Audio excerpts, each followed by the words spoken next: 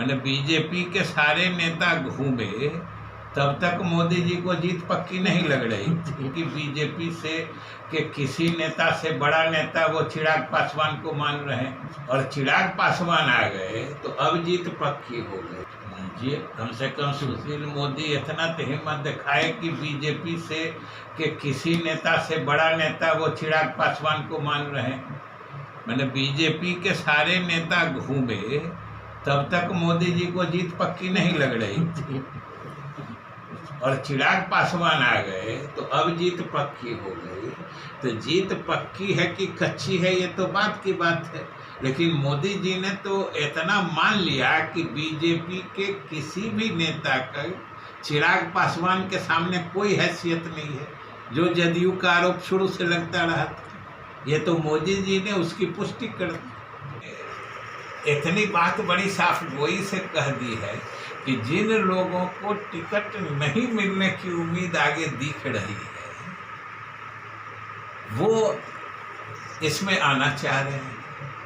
तो भाई ये तो चुनाव का समय आता है, तो ये सब तो जिसको जहाँ से बीजेपी के लोगों को जिनको टिकट नहीं मिलता है वो नहीं दूसरे दल में जाते हैं।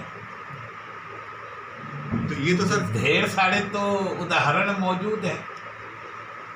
तो इसलिए अगर टिकट नहीं मिलता है तो कोई इधर जाएंगे कि उधर जाएंगे। तो ये सब बात करना का मतलब ही होता है कि वैचारिक दिवालियापन।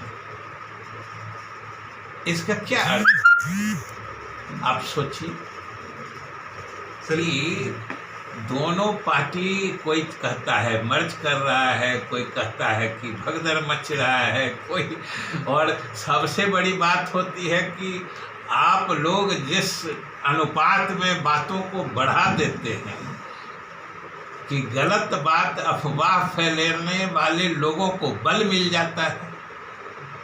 तो ये सर बात यही होती है। तो सर ये साफ है कि जेडीयू और आरजेडी में मर्जर जैसी कोई बात नहीं है।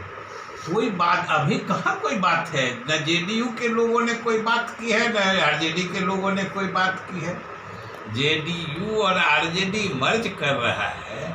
समझ लीजिए कि ये बात सबसे बेसी बीजेपी को पता है। इसी का अनुमान आप लगा लीजिए। हम कहें कि कल बीजेपी लोजपा में मर्ज कर रहा है,